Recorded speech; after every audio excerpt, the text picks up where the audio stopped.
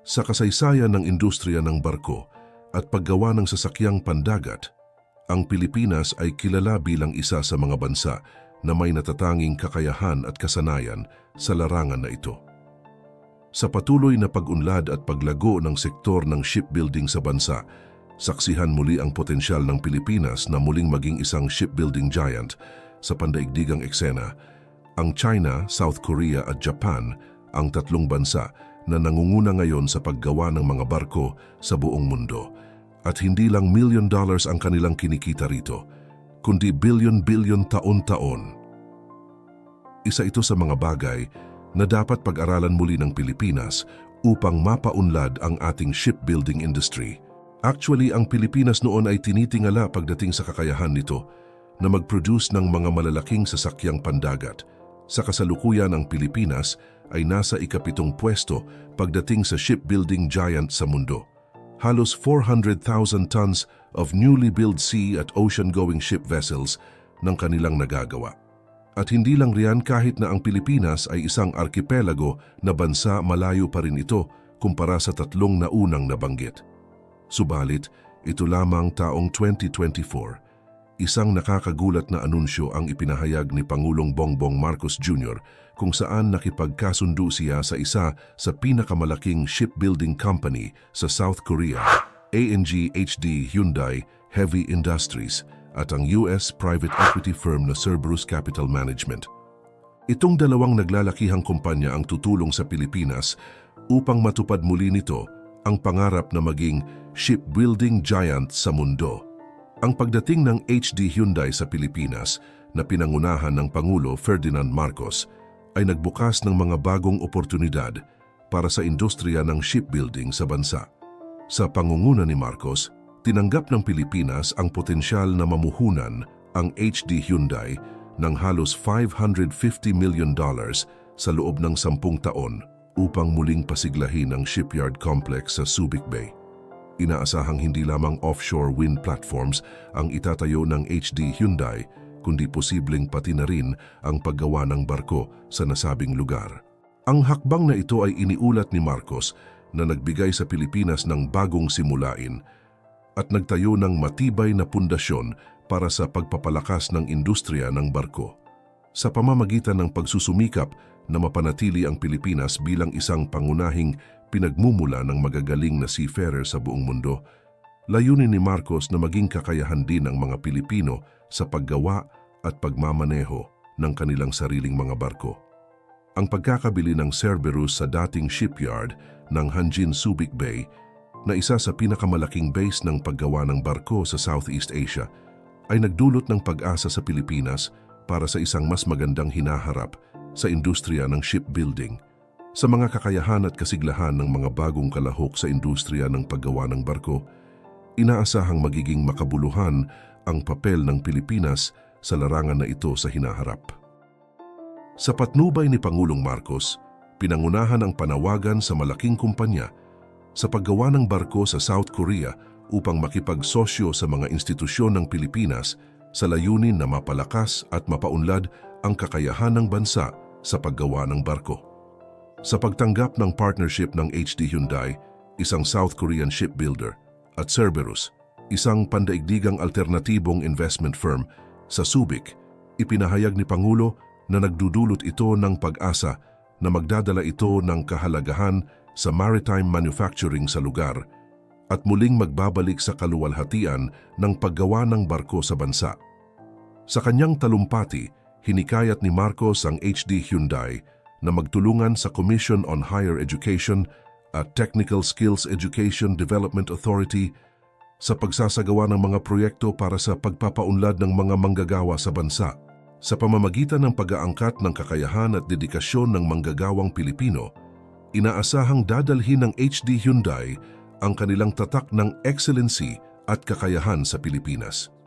Bukod dito, naghayag din si Pangulo ng kanyang pag-asa na ang mga plano ng Cerberus sa pamumuhunan ay makatutulong sa pagpapalakas at pag-upskill ng Filipino workforce na nagbibigay ng kakayahan sa bansa na magamit ang mga bagong teknolohiya na kinakailangan ng industriya. Ang unang pagtutok ng Hyundai sa offshore wind platform ay nakatutok sa layunin ng bansa na maipalit sa renewable energy na nagsisilbing positibong ambag sa industriya ng enerhiya.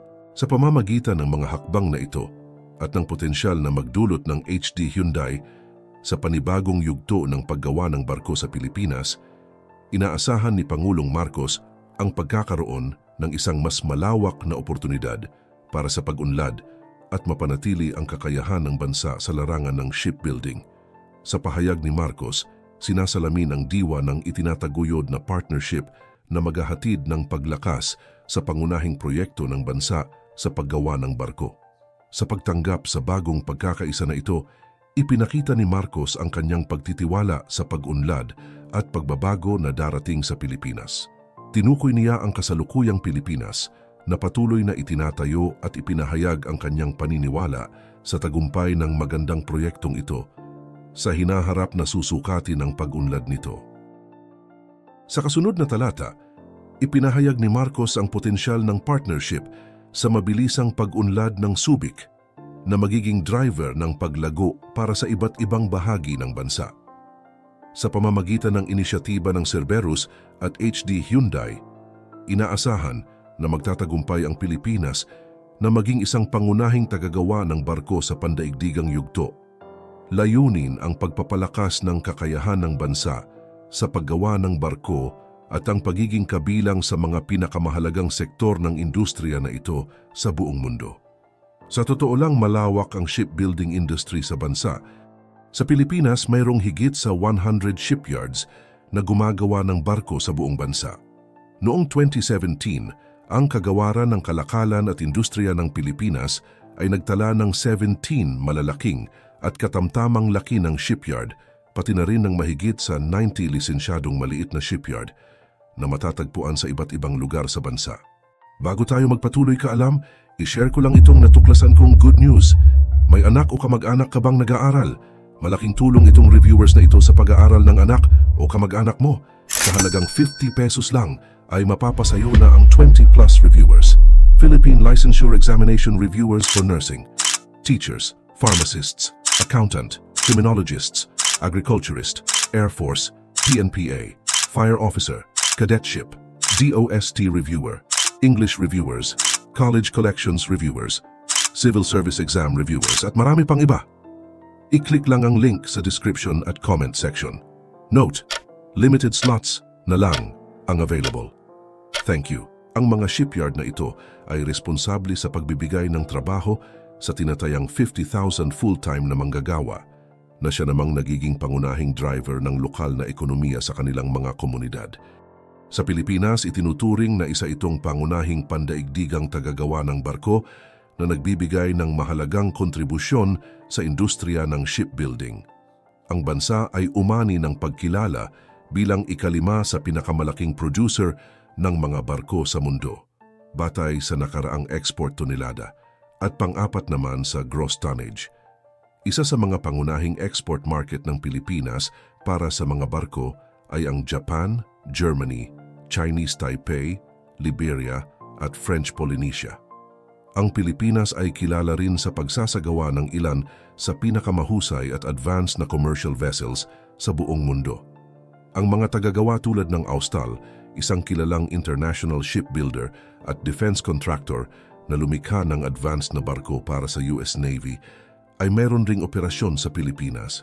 Ang mga makabagong shipyard sa bansa, tulad ng nasa Balamban, Cebu sa West Cebu Industrial Park, ay nagpapakita ng kakayahan at kasanayan ng Pilipino sa paggawa ng mga modernong barko.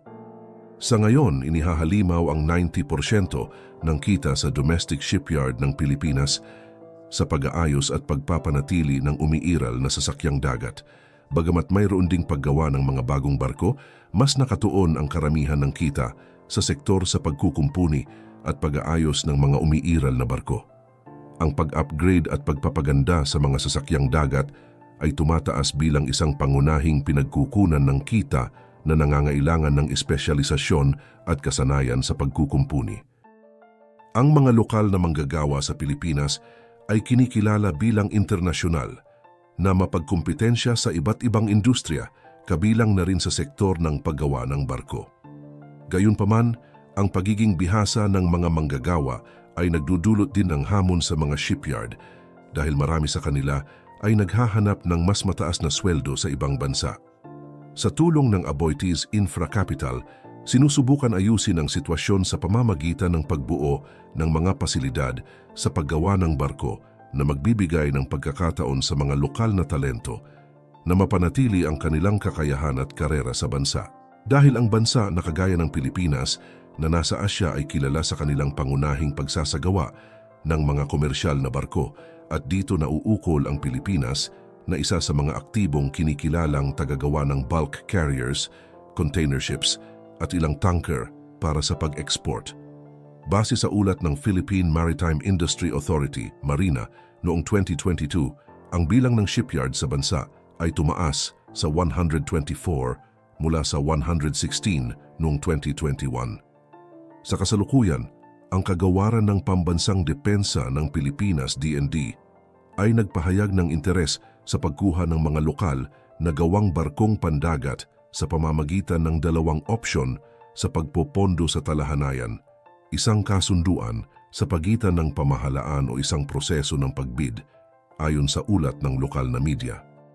Sa kabilang banda, matagumpay na natapos ng Shipbuilder Ostal Philippines ang 20 milyon na pagpapalawak ng kanilang shipyard sa Balamban, Cebu.